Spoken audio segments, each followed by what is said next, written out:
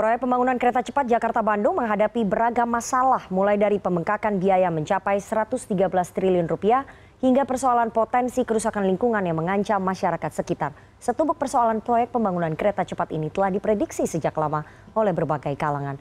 Proyek pembangunan kereta cepat Jakarta-Bandung disebut sebagai proyek mubazir.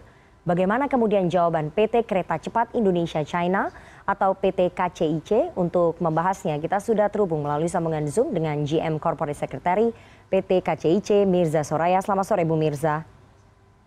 Halo, selamat sore. Oke, Bu Mirza, kita sudah tahu bahwa anggaran proyek pembangunan kereta cepat Jakarta-Bandung ini kemudian membengkak jadi 113,9 triliun. Penyebab pembengkakannya ini apa saja, Bu Mirza?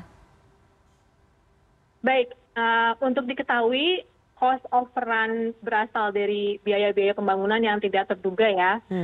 Misalnya seperti biaya pengadaan lahan dan pengerjaan relokasi fasos-fasum.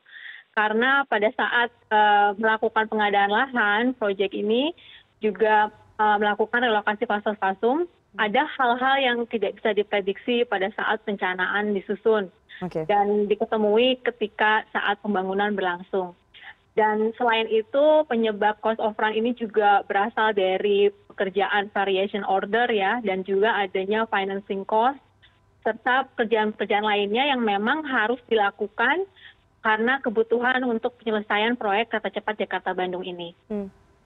Oke, Bu Mirza, tadi Anda mengatakan ada hal-hal yang tidak diduga pada saat perencanaan anggaran.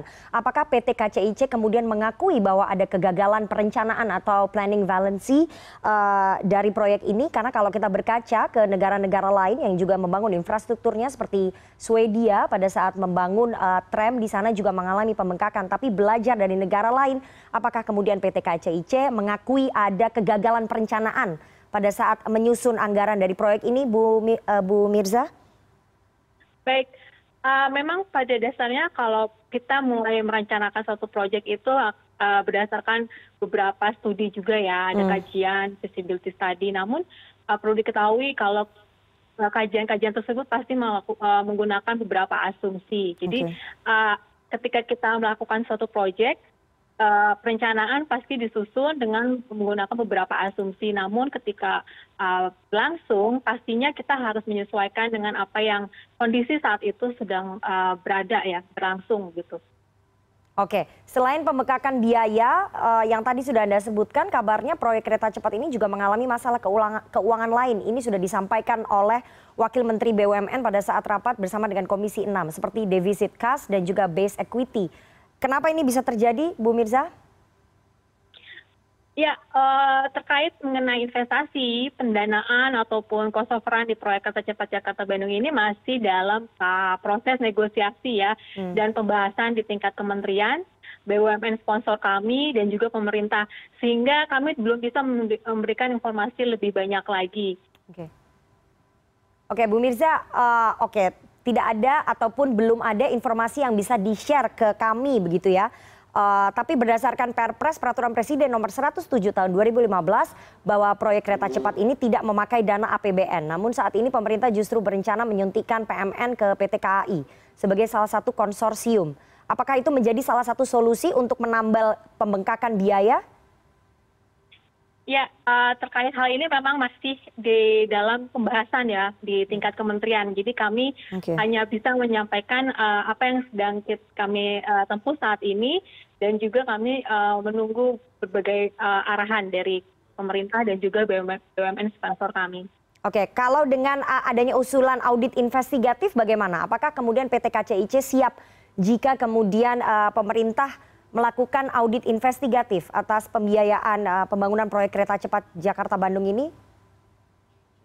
Ya, kami di sini melakukan apa yang sebagai project owner, melakukan berbagai macam langkah, dan tentunya jika ada arahan dari BUMN sponsor dan juga pemerintah, kami akan melakukan hal tersebut. Namun ya di sini balik lagi kita masih dalam level pembahasan untuk hal-hal tersebut. Oke, selain masalah keuangan, ada persoalan yang kemudian disoroti. Ini persoalan lingkungan seperti studi AMDAL yang terburu-buru dilakukan sehingga ada potensi kerusakan lingkungan. Ini bahkan masyarakat di sekitar juga sudah pernah mengungkapkan ini secara langsung kepada pihak PT KCIC, apakah kemudian ini diakui bahwa ada persoalan lingkungan, dampak kerusakan lingkungan dari pembangunan proyek ini, Bu Mirza? Ya, baik. Sebagai salah satu proyek strategis nasional, proyek Kereta Cepat Jakarta-Bandung tentunya sudah menempuh berbagai analisa kelayakan ya. Jadi proyek ini sesuai juga dengan Undang-Undang Nomor 32 Tahun 2009 tentang perlindungan dan pengelolaan lingkungan hidup. Pembangunan Kereta Cepat Jakarta-Bandung itu juga diatur dalam Perpres Nomor 17 Tahun 2015 ya, tentang percepatan penyelenggaraan prasarana sarana untuk Kereta Cepat Jakarta-Bandung. Dan persyaratan AMDAL ini sudah terlebih dahulu ditempuh oleh PT KCIC untuk diketahui ya, karena sebagai pemilik proyek tentunya kami harus menempuh proses perizinan AMDAL ini dan harus dipenuhi. Dan juga PT KCIC perlu diketahui kita telah mengakomodir hak-hak warga yang lahannya itu terdampak ya gitu. Jadi KCIC memiliki izin lingkungan dari Kementerian Lingkungan Hidup dan sudah melalui semua proses penyusunan sesuai yang dipersyaratkan. Dan selain itu juga kami tetap melakukan pemantauan lingkungan dan dilaporkan ke KLHK dan DLH di masing-masing daerah setempat per semesternya. Seperti itu. Oke, ada juga masyarakat yang mengeluhkan kehilangan mata air akibat pembangunan proyek dari kereta cepat ini. Apakah kemudian itu sudah difasilitasi ataupun sudah diselesaikan oleh PT KCIC? Karena ini kemudian menjadi persoalan potensi kerusakan lingkungan yang cukup fatal begitu bagi masyarakat sekitar, kehilangan mata air. Baik, tentunya kami sangat concern ya dengan dampak yang dialami oleh warga sekitar. Jadi terkait protes ataupun keluhan warga, tentunya kami langsung berkoordinasi dengan kontraktor-kontraktor dan juga Pemda setempat untuk menyelesaikan setiap masalah yang ada, dan itu sudah kami tempuh dan kami sudah koordinasikan seperti itu. Artinya sekarang ini sudah tidak ada masalah soal potensi kerusakan lingkungan, sudah bisa dipastikan itu tidak akan timbul dan tidak akan merugikan masyarakat, begitu Bu Mirza? Ya, sesuai dengan yang tadi saya sampaikan, kami sudah menempuh semua yang dipersyaratkan ya untuk pemantauan lingkungan, dan kami laporkan juga semuanya ke pemerintah Pemda setempat. Oke. Ini kabarnya Menko Marves Pak Luhut Binsar Panjaitan langsung melakukan intervensi dan memberikan arahan soal efisiensi proyek kereta cepat. Apa saja efisiensi yang akan dilakukan untuk memotong ataupun memangkas pembengkakan biaya? Ya, baik. Seperti yang ketahui, memang semangat kami dari awal sampai sekarang itu adalah untuk melakukan efisiensi sesuai juga dengan yang diarahkan Pak Menko. Dan melanjutkan arahan itu, beberapa langkah memang sudah kami lakukan, yaitu kita mencoba menekan biaya-biaya, dan juga beberapa upaya yang kami lakukan saat ini adalah mencoba mengembalikan project cost ke initial budget. Dan selain itu langkah yang kami lakukan yaitu mengubah skema operation and maintenance menjadi MSA ya, atau yang disebut Maintenance and Service Agreement, di mana di sini SDM yang akan kami gunakan nanti di masa operation and maintenance ini merupakan SDM yang terlatih dan berpengalaman dari PT KAI. Dan kami memprioritaskan penyelenggaraan training untuk SDM-SDM ini di Indonesia dan dilakukan secara daring. Dan dengan begitu harapannya biaya training dan OM readiness ini akan jauh lebih efisien. Langkah lain ada lagi yaitu kami melakukan negosiasi facility agreement ya dengan lender kami, dan juga kami bernegosiasi dengan kontraktor-kontraktor konsorsium terkait beberapa isu proyek.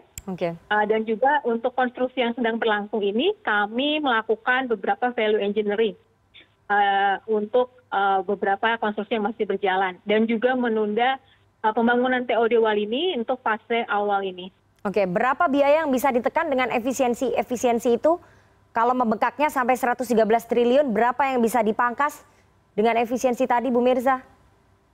Ya, sampai saat ini jumlahnya belum bisa kami informasikan karena memang masih dalam pembahasan. Namun langkah-langkah upaya tersebut itu yang sudah kami lakukan secara koordinasi di internal, dan diharapkan semuanya bisa menekan biaya-biaya dan menjadi lebih efisien lagi. Oke, oke. Kita tunggu nanti bagaimana ataupun berapa besaran biaya yang bisa dipotong dari efisiensi tadi. Terakhir, dengan pembengkakan biaya yang sangat besar ini, artinya tidak akan selesai dalam waktu dekat. Molornya ini sampai berapa lama? Kapan akan selesai proyek pembangunan kereta cepat Jakarta-Bandung ini, Bu Mirza?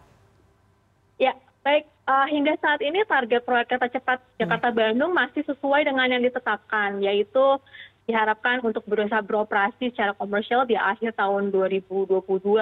Dan saat ini kami bersama dengan konsorsium kontraktor itu tengah terus melakukan percepatan pembangunan di seluruh titiknya ya. Jadi termasuk juga secara simultan kami mempersiapkan berbagai macam kesiapan untuk beroperasi.